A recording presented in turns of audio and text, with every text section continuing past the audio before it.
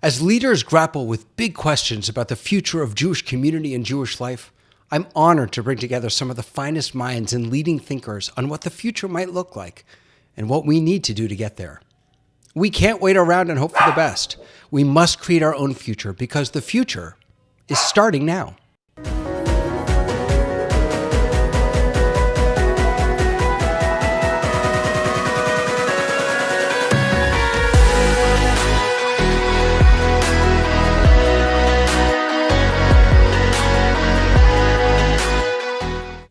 Hello, my friends. Welcome, welcome, welcome. This is Rabbi David here, and I'm honored to welcome Rabbi Elyse Wechterman. Rabbi Wechterman came to the Reconstructing Rabbinical Association as executive director back in the fall of 2015. Wow, that's quite a tenure there.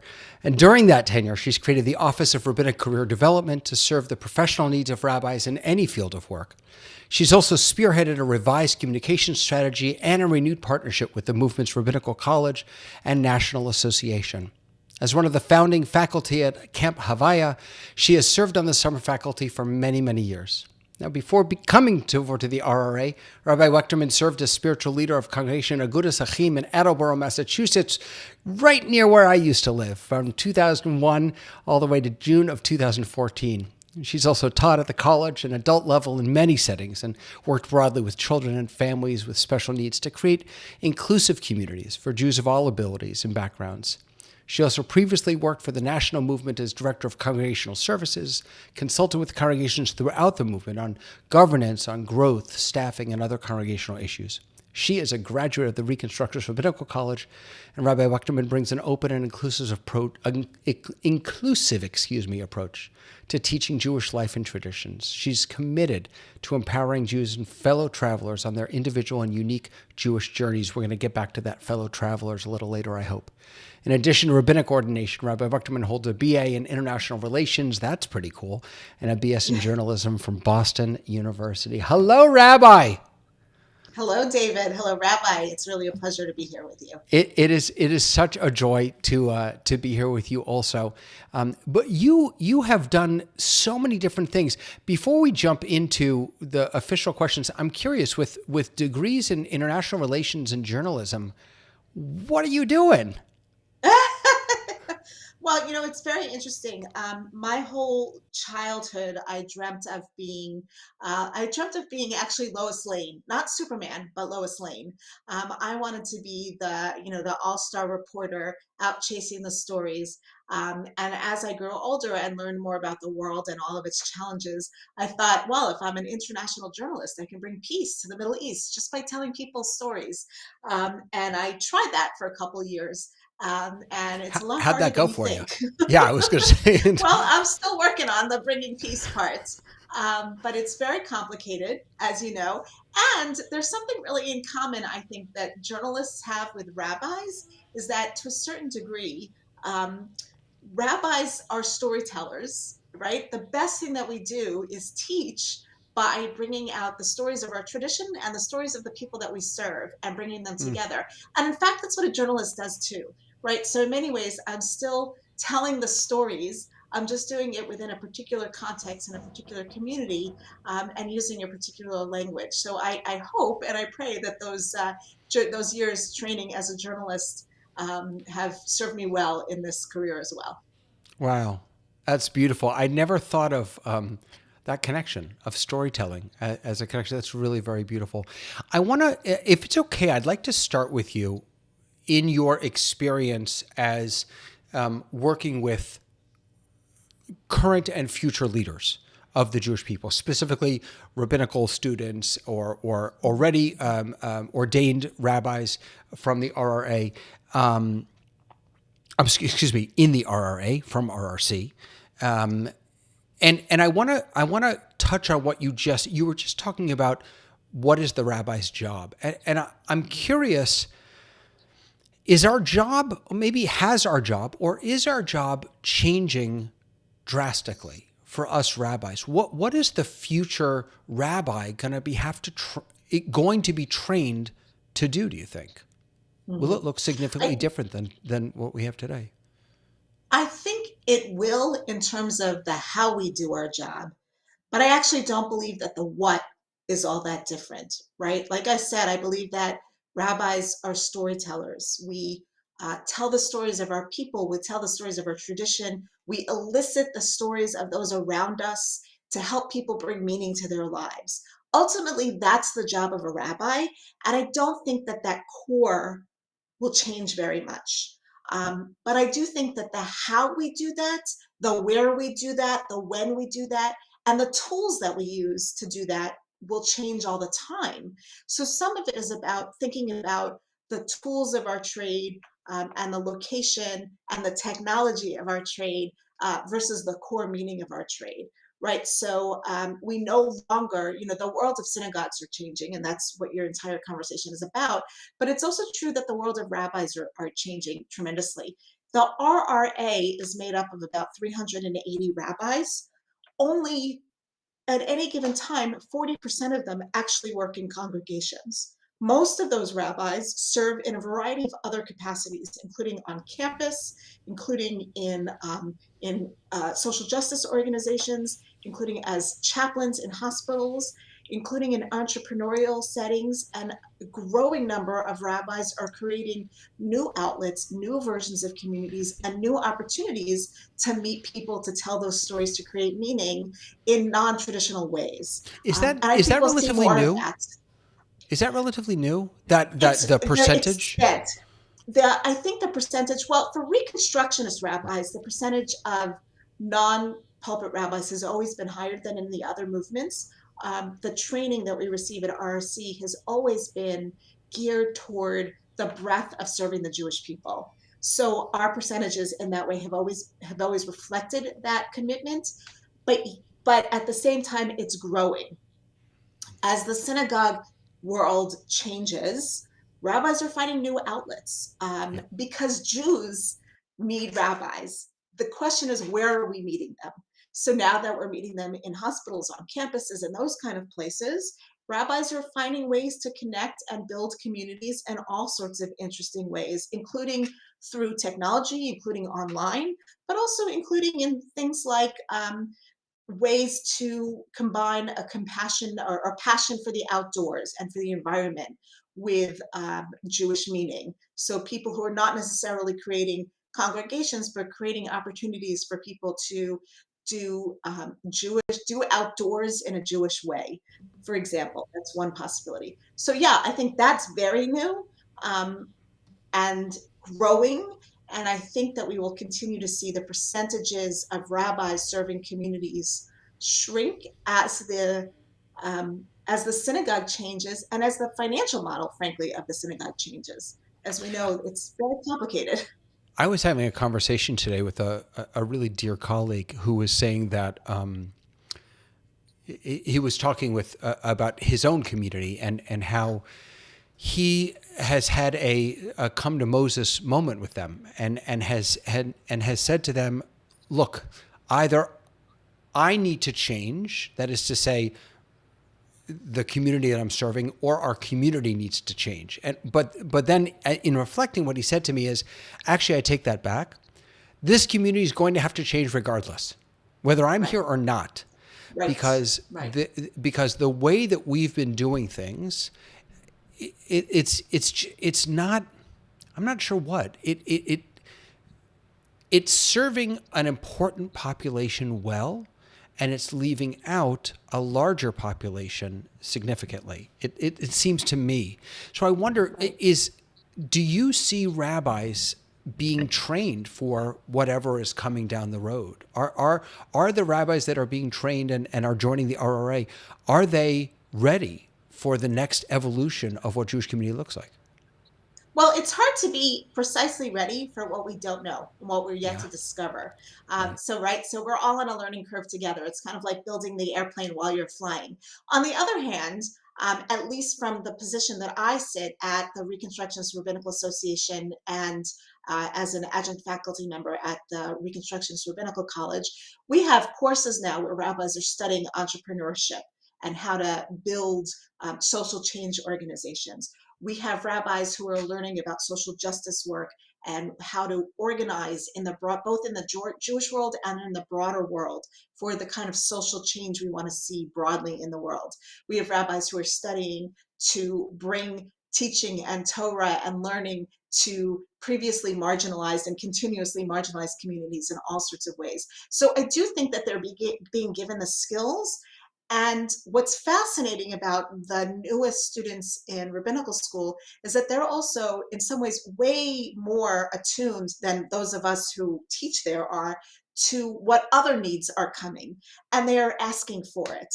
So one of the things that I'm most excited about the training of rabbis today is the nature of co-creating the educational system, of working. Of course, there are required courses, and of course, there are things that you have to study, but can you apply that in new ways that we haven't even thought of? Can you invent in internships that puts you in a location that no one has ever conceived of before? And then can we help you, support you in those kinds of roles, to get out of it what you need and the training that you need to carry that further in the world? So I see that happening, but I see that at the same time as a fairly significant conversation, about what does the Jewish community need to look like now that certain things are no longer a given, right? Synagogue membership is not a given for people growing up as Jews in America.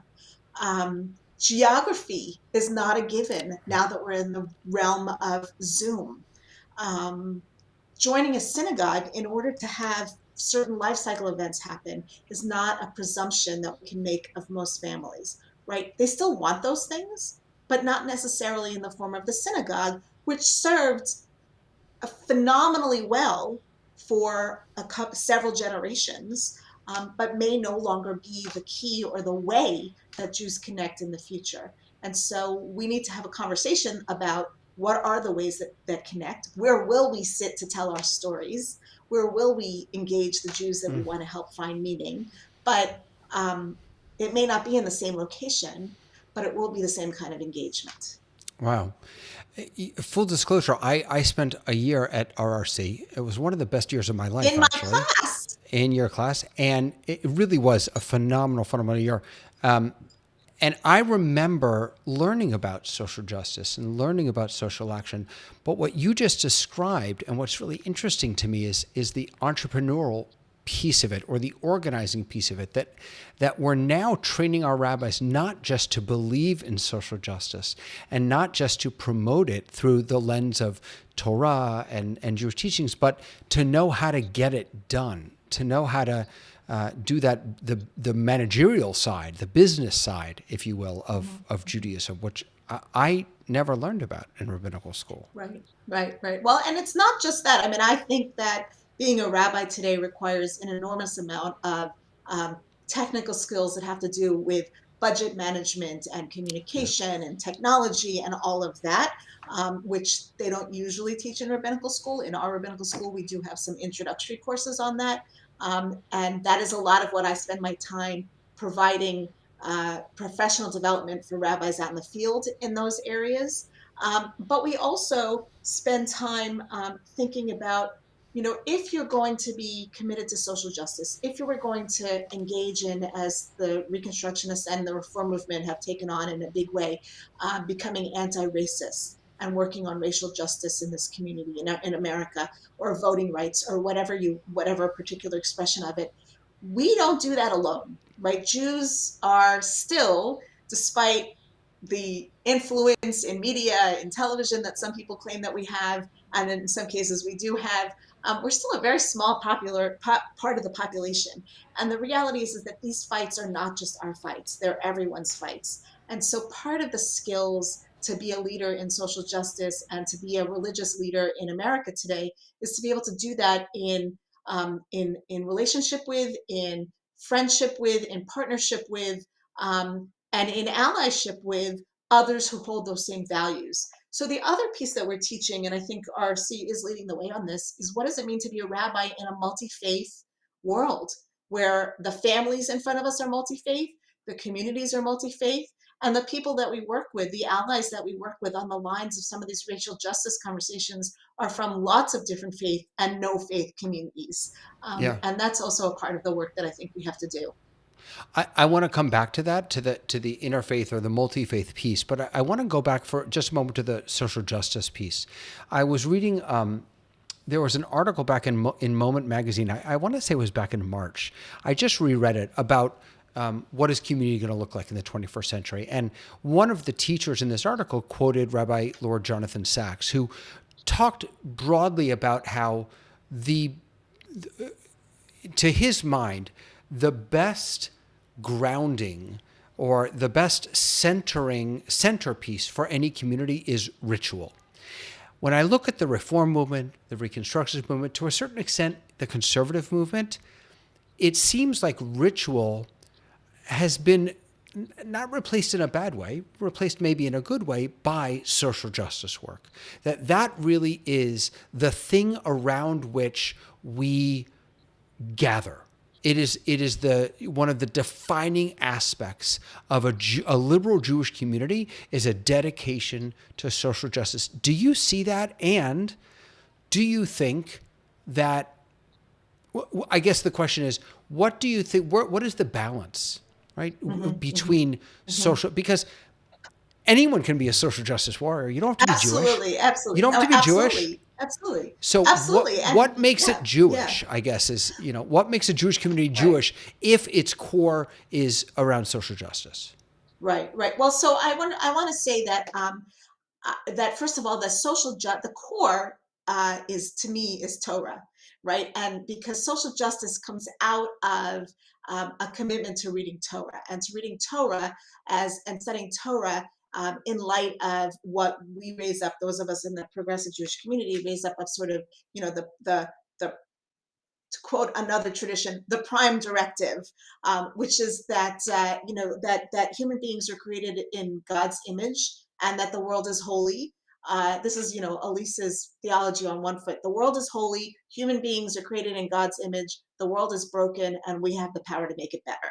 Right. That to me is like sort of the core crust of what the gist of what Torah is teaching us. So then the question is how do we do that, and how do we teach those values, and how do we teach those traditions while also doing it? So it's interesting to me that you separated out social justice and ritual. I actually think the best examples of pursuing social justice and learning about social justice in community are those that are done that have a core of ritual at their heart, right? So whether it's having a service at the border at the international border between the United States and Mexico and El Paso, where we have a service and offer our prayers in that space, or use the shofar to blow to call on people to pay attention to climate crisis, or offer prayers of healing outside of a detention center where immigrants and asylum seekers are being held. Those are actually ritual moments that we bring to the reality of what's happening in front of us. Ritual serves, and I think Lord Rabbi Jonathan Sacks is right, that ritual is the key moment where we invoke and evoke and promote the core values of a community to those. It's a teaching moment. Ritual is a pedagogy. And when we do that in those particular spaces, we are bringing that deep knowledge of ritual to the problems in front of us today and saying, this is where we want to do these rituals because this is what it means to be Jewish. And what is the Passover Seder, frankly, if not a social justice ritual, right? The Right. reason why we have this story, we tell this story because we were slaves in Egypt, and we tell this story so that we will bring about a time when all people may be free. So the Passover Seder, which is the premier example of Jewish pedagogy, is also an example of Jewish social justice ritual. So I would say that I we do both remember those things. I remember when I was growing up, we had Black Jewish seders, we had interfaith seders, we had women's seders, we had gay lesbian seders. I mean, there was a Yes. seder for every cause. I haven't seen it. Are those still around? Have I just been out of the loop? Yeah, no, we've gone to, and in recent years, we've had seders for asylum seekers. Yeah. There's a workers' justice seder that happens every year. It may be that the particular labels have changed, But the Seder, the Haggadah, the book that we use at the Seder, is the most often printed book in the Jewish canon. And the reason for that is that every generation, and several hundred people every generation, come up with a new version to tell the story. Most of those versions are centered around a cause of social justice. They're centered around making the story relevant because it is such a profound story of freedom and liberation. What other stories of freedom and liberation do we need to tie into it? And so I think we still see those. I know that every year I go to a Seder of that sort.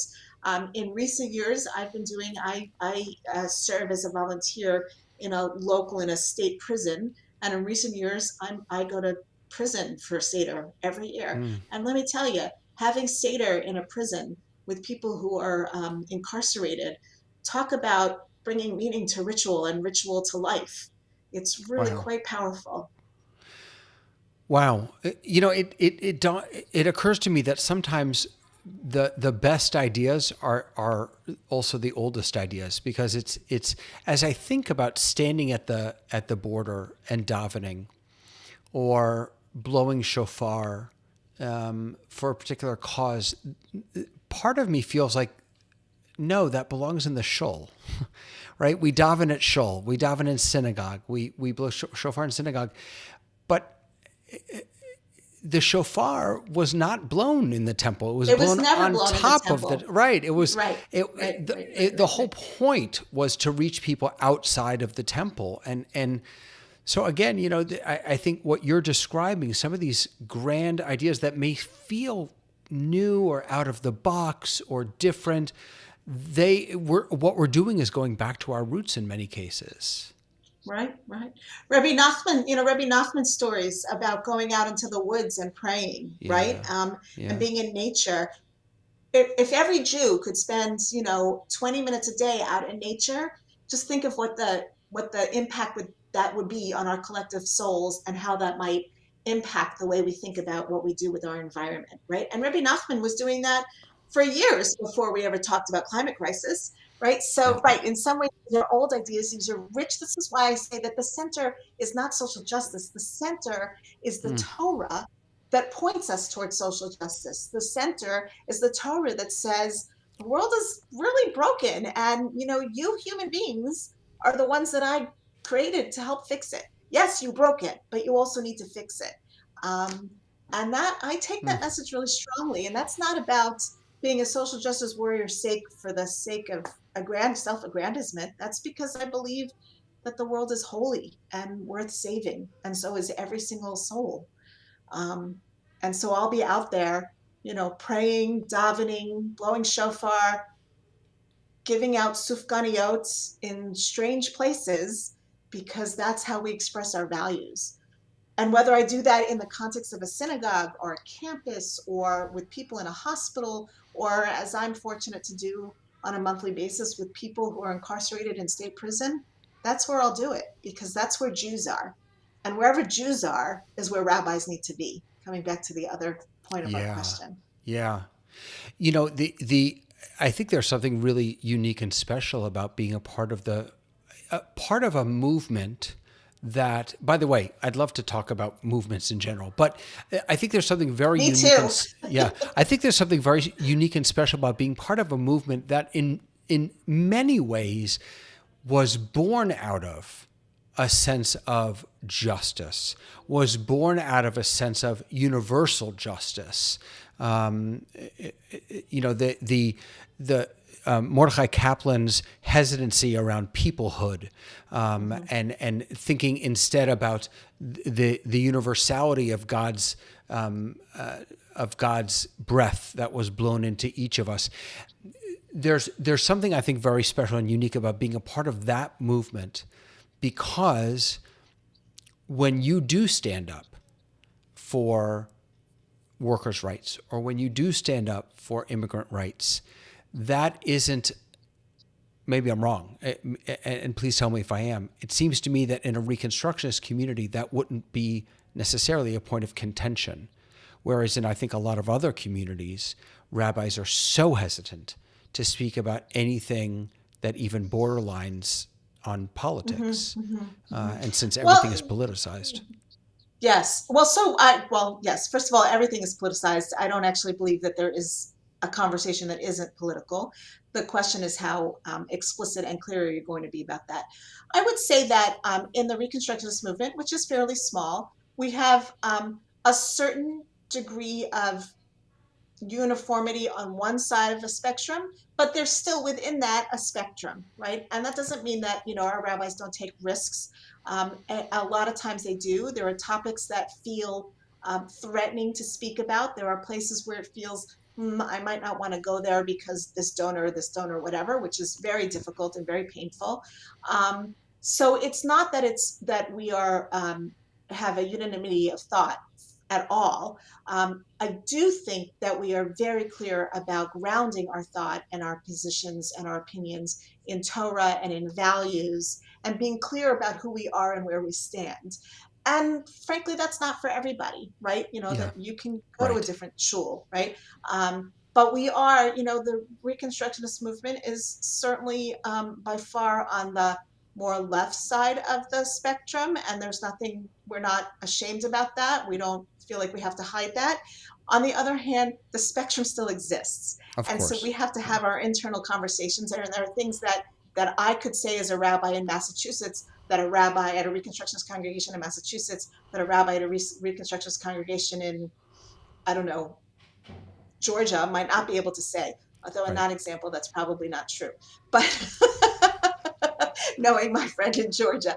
But there are differences in our communities, and there are differences everywhere, and we have to walk Yeah. those lines wherever we stand. The question is, how do you walk them? And a lot of what I do in my job is coach rabbis in how to decide what risks are worth taking. When do you want to step out in front of your community, and when do you want to lead from behind? When do you want to walk alongside them? And when do you want to call them out for something? And being very thoughtful and choosing where you want to do one of those things is one of the skills that a rabbi has to have. And let me tell you, just like in any other movement, we have people who sometimes get it wrong, including myself. And so we learn from those mistakes and live to fight another day, Yeah, so to speak. having at least a bit of that clarity, I think, from on a movement level, on a communal level, is something very powerful and very beautiful. I think Yes, a lot of right, communities try and be everything to everyone, and right. it's We are not. refreshing. Yeah, it's refreshing to be able to say, "We love you. We might not be the community for you. Let Right, us help right, you find a community that right. is more And suited."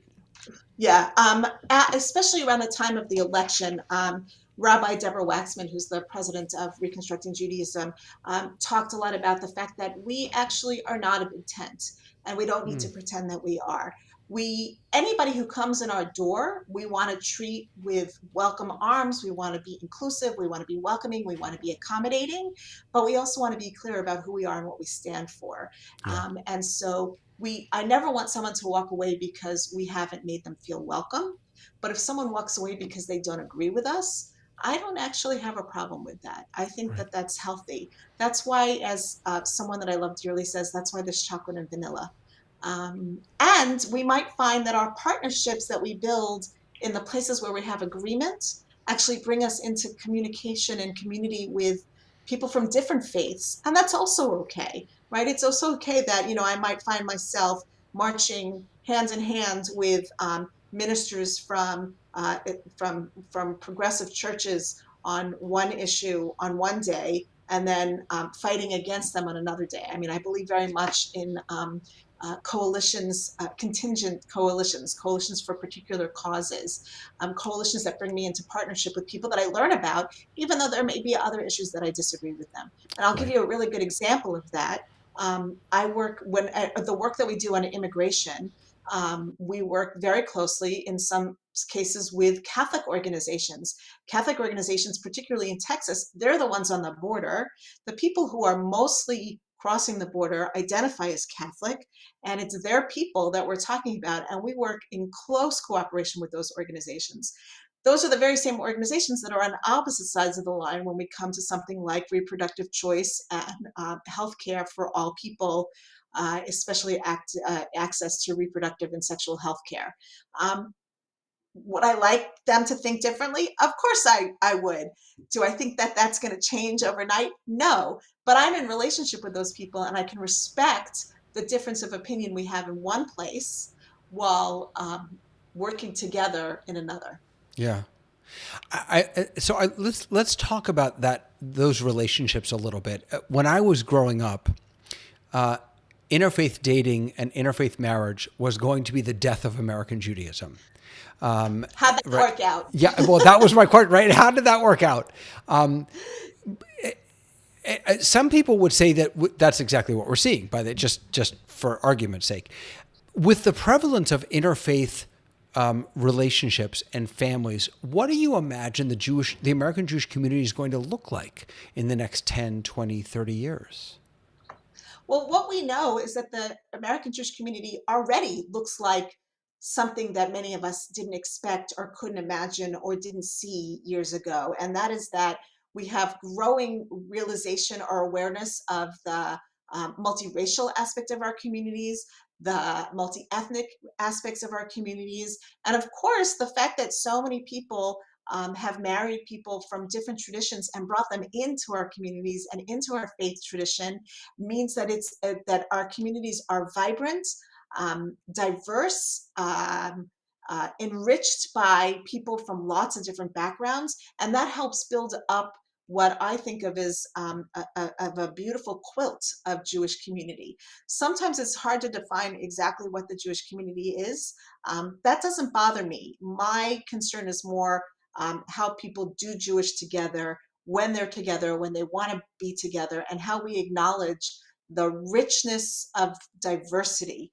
Some people think of diversity as uh, something that can water down Judaism. I actually think of it as something that can enrich, enlighten, and strengthen what we have to share with the world in terms of our traditions, our Torah, and our thinking. Um, we Does know it not dilute though the the the source? I'm not playing if devil's advocate, by the way. I'm not. I don't actually believe yeah, what I'm saying. yeah. So what's the source? Right. What's the source? That's right. Right. Like, if you believe that Judaism is the evolving religious civilization of the Jewish people, which is the classic way that, sorry about that, that Mordechai Kaplan defines Judaism. And the most important word in that phrase is the of, right? The of, which defines that it belongs to the Jewish people.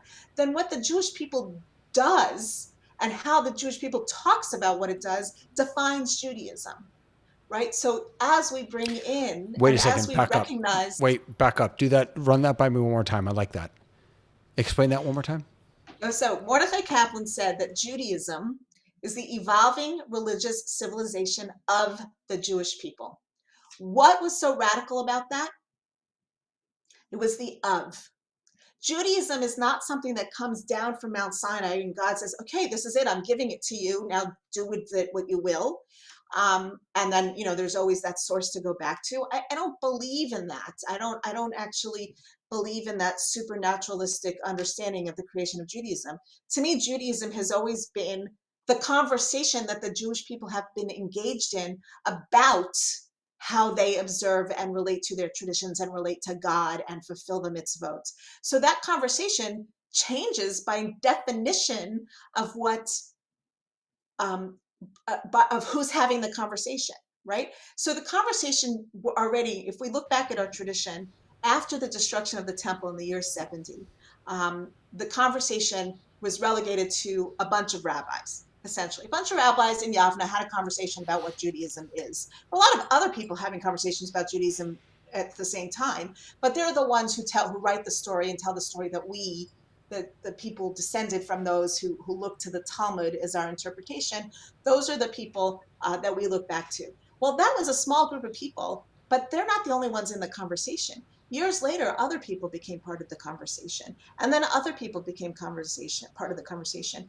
And in the past 40 years, the inclusion of women in that conversation has radically changed Judaism as we know it because of the different voices included in the conversation. Judaism is very different than it was before the women's movement, before women's leadership, before women as rabbis, almost unrecognizably so. The same thing will happen as we become more aware of the Jews of color in our midst, the Jews of different abilities in our midst, the Jews with different sexualities or different gender expressions in our midst, the Jews of different ethnic backgrounds, the Jews who come from non-Jewish places who join our community through a variety of ways. They're going to have the conversation too that is going to expand the conversation in ways that we can't even predict. And then you might say, but is that still Judaism? And my response is, of course it is, because we're the people who are acknowledging and saying and explicitly holding that what we do is a Jewish conversation with Jewish language. So it's a shared vocabulary to a certain extent. A shared vocabulary and and a willingness to put ourselves within the historical continuity of the conversation. To say, And yes, I vote in, I own Torah, I'm going to right, stand here and be a part of the conversation, and you can't kick me out, whoever you right. are. And so how then do we allow our non-Jewish partners, our non-Jewish family members, our non-Jewish friends who yearn to be a part of our community and participate even in our rituals, how do we allow them to say, I'm in? Or is it enough for them to say, maybe I'm not in, but I'm an ally? So I think that people who choose to come in fully through the rituals of conversion are absolutely most welcome. And what a gift when someone says, enough, like, I'm so moved by this tradition and this conversation that I fully want to place myself in it. I have to say, and I'm sure, David, that you've had this experience too, the experience of helping new Jews cross that boundary and go through the mikveh to become part of our people is such an amazing gift. So that is just wonderful when they fully say, I'm in all the way, and they Yeah. literally dive in by taking a trip into the mikveh. What a gift, what a blessing. And then there are some people, for a variety of reasons, who aren't going to 100% jump in, but there are fellow travelers. There are the mixed multitude, the Arab Rab that left Egypt with us, right? We've always had people around us who've been part of our community, but not fully in, whether we call them Ger Toshav, resident alien, or fellow travelers, or the people who love us.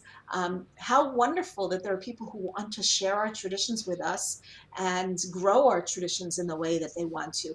And will our traditions change? Of course they will, because nothing can encounter, no one thing can have an encounter with another human being and not be impacted by that. But that's all for the good, I say. And will there be things that we sometimes say, maybe that's too far? Different communities might say that in different ways. And ultimately, I think that um, look, the world is hard enough as it is. If people can find love and build families and want to have Judaism help make meaning out of those moments in their lives, all power to them, mea chuz. Like, I wouldn't want anybody to be facing this world on their own without Yeah. community. So if I they want work. in, I want a part. I want to have Yeah. that. I think a lot about the birth of Christianity and how, in many ways, that moment in time following the destruction of the temple was a moment of one group of Jews looking at another group of Jews and saying, "We can't marry them." Right? Their beliefs or their actions or their whatever is just outside enough that we're not comfortable marrying them. And one of my concerns about the future of the Jewish people is that there will come a time when one group of Jews today looks at another group of Jews and says, not sure I can marry them, because they have embraced intermarriage, interfaith relationships, interfaith families. So I have a two-part question. Number one, do you imagine that happening? And number two, would that be a bad thing? Do I imagine that happen? I think it already has happened. Uh, I think we're already there. okay. Um, and it doesn't really bother me that much. I feel, and this might partially be nostalgic. I'm 54. I grew up in in an earlier time. I feel somewhat a connection of family ties to all Jews in the world. Do I like all of them? Do I agree with all of them? Not at all. And there are Right. some who Right. are take positions that I find abhorrent. I don't know that that feeling of family ties is one that is going to last much longer. That I think that's true. I think Really? that's sad. And I think that Yeah. there's some sadness to that. On the other hand, in terms of how that plays out in the life that I live as a practicing, caring, involved, committed Jew in the world, I'm not sure that it makes one bit of difference. Um, And I think that we have to, I mean, I'm also very clear that I believe in a multi-ethnic, multi-faith democracy. I don't believe that we have one as fully as I wish we did in this country, but I do believe in a multi-faith, multi-ethnic democracy with a freedom of religion and a freedom of choice and a freedom of association. And the only place where that argument actually counts right now is unfortunately in a country that has a state religion, and that's part of the problem. Right? One of the things that we are blessed with in this country is freedom of religion. Nobody gets to say what Judaism is. There's nobody that owns, there's no chief rabbi of the United States. Right. Um, that's a really good thing. I Yeah. believe in that. Um, and so if there are people in parts of the country who think they don't want to marry my son, I think he's a great guy. I don't know why they don't want to marry him, but you know what? That's okay. He probably doesn't want to marry Yeah. them either. Yeah. Yeah. Wow. One last question for you. What, what, This is what is, not at all what I thought we'd talk about. I'm sorry. What do you want to talk That's about? okay. No, it's great. I thought we were going to talk about movements and synagogues, so this is great. That was my last question. My last question is, where is Reconstructionist Judaism going? What's on Oh, the horizon? And well, if you want to, that's and if you want to from that, talk about the demise of all the other movements in the wake of Reconstructionist no, no? I'm not going to talk about that at Okay. all. Okay. Because I have to say, I actually really believe in movements, plural. I do. And as I've grown in my position here at the RRA, my partnerships with my colleagues particularly in the reform movement and the conservative movement, have grown stronger. And my appreciation for their work and the struggles that we're all facing has grown tremendously. And we're all facing the same questions. So what I would say is that I think the future is about partnership and collaboration Mm-hmm. across movement bounds, across movement lines. Some of the issues that we're all confronting are not about reform, conservative, reconstructionists. They're about, what's the financial model for communal gathering? That's a conversation that we can all have together. And in fact, those conversations are starting. One of the conversations that I'm particularly committed to having is the conversation about what do we do about ethics. And as you have heard right now, in the news right now, there's a lot going on with how the Yep. Jewish community could better hold itself accountable for some of the egregious ethical breaches in the past and some that still go on today. I don't know that I believe that that is a movement by movement conversation. I think that could be a cross movement conversation. So I actually believe that the future is in collaboration, partnership, bringing some of the best minds around tables, regardless of their affiliation, to address some of these really big questions. As for Reconstructing Judaism, Oh my goodness. I, You're right. I can't believe I've been saying it wrong this whole time. oh, you haven't? No, I have. I've been saying Reconstructionist. I completely forgot about the name change. I'm so sorry. Oh my goodness. Reconstructing Judaism is an organization. I'm still a Okay. Reconstructionist Jew. Okay. Okay, I'm Okay, still good. a Reconstructionist Jew. Right. Okay. Reconstructing Judaism is an organization that is the central organization of the Reconstructionist movement. The organization I head is the RRA, which is affiliated with, though separate from, Reconstructing Judaism, and we are together building a vision of the Jewish future that involves training rabbis to serve in lots of different places, to serve across communities and in different kinds of communities, to be entrepreneurial, to be to have a facility with multi-faith communities and people who come from different backgrounds. And we are looking at ways to think carefully about what needs to be geographically based and what doesn't. What are the resources that we can now live into on this, this phenomenal um, technology of the internet? And when does it really require two people sitting down bedside or chair to chair or toe to toe to really have a heart to heart conversation and get to know each other? Those conversations are the ones that we're leaning into. We're leaning into thinking about defining groups or gathering opportunities by the people who want to join them as opposed to the institutions where they're happening, right? A people-centered Judaism as opposed to an institution-centered Judaism. And I think none of us really know what that looks like for the future. But not being afraid to dig in and ask those questions is the thing that is going to enable us to thrive and to continue. When you're afraid of change and holding on desperately to the way that things used to be, that is where anxiety, exhaustion, and burnout come in. And so listening carefully, listening deeply, and imagining things that we've never thought of makes me hopeful for the Jewish community. That's so beautiful. I've seems to me that the at least the liberal movements are so much like one another in practice that and there we have so much that we can learn from one another that sort of coming full circle, if we can find ways to use ritual to give life, to bring life to our ethics, to our morality, to our sense of justice in the world. That's something we can all do together.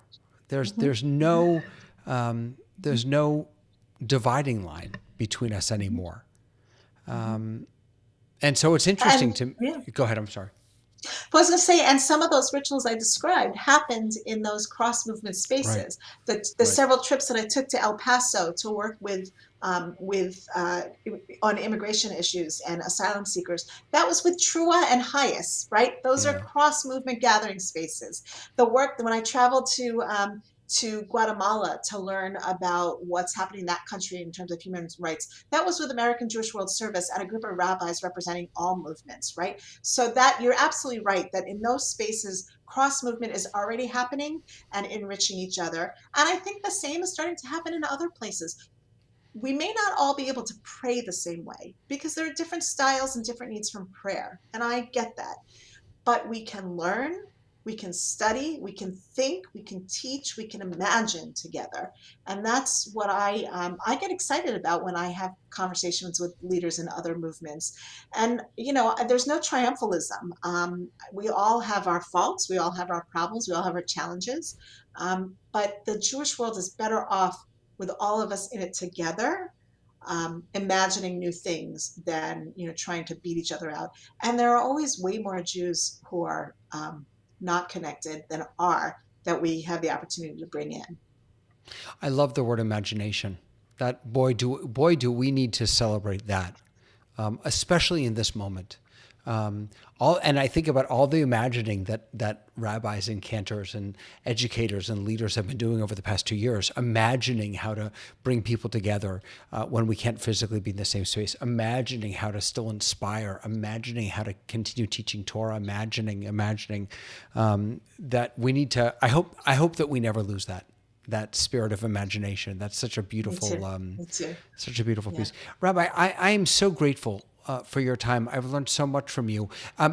If people want to learn more about Reconstructing Judaism or the RRA or your work in particular, where can they go to find that out?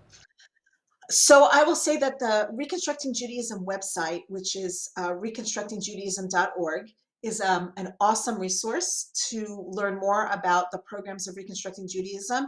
One of the places on that site that is the most exciting to me, where some of the most exciting conversations about the issues of the day is happening, is on Evolve, reconstructingjudaism.org/evolve. It is a place for thoughtful articles, conversations, podcasts, talkbacks about some of the very issues that we've talked about today: social justice, interfaith relationships, anti-racism, and all of those issues. Yeah, Great. that's Yeah, it. The here Evolve. it is. Yeah, Fantastic. yeah, yeah. Do you have content up here also? I have some, not so much. I would like to be doing a lot more writing, and my day job keeps me a little bit busy. So, but I I will hear you. tell you, the conversation that we had on reparations, we had a day of study on reparations that was phenomenal, with 400 people representing 65 congregations, I think, Wow. about the concept of reparations and what that might mean for the Jewish community to begin thinking about reparations for slavery in the context of the United States. Wow. That's fantastic. Great. So reconstructingjudaism.org. And then if you go to /evolve, that's fantastic. Thank you so much for that. And really for giving your time today and letting us learn with you. It was just inspiring. Just inspiring. Thank you so much, David. It was really my pleasure, and I'd be happy to be in conversation with you about lots of issues. So Oh my thank gosh, you. there's so much more to talk about. There is so much more to talk about. And we're actually going to continue the conversation, my friends. Next week, I have Rabbi Dan Judson from Hebrew College, who's going to join us. Rabbi Judson's actually an old friend of mine. He was in the Reformed Temple in Canton, Massachusetts. When I was in the Conservative Temple, we were next door neighbors for about 10 years. And I've really been blessed to learn with him. And he's going to be with us next week. So I hope you'll join us then. I have a Torah Tech Tips coming on Tuesday. I've got a how-to coming on Wednesday, and lots more learning this week. So I hope you all have a wonderful day. Let's go build that future. Imagine what it could be.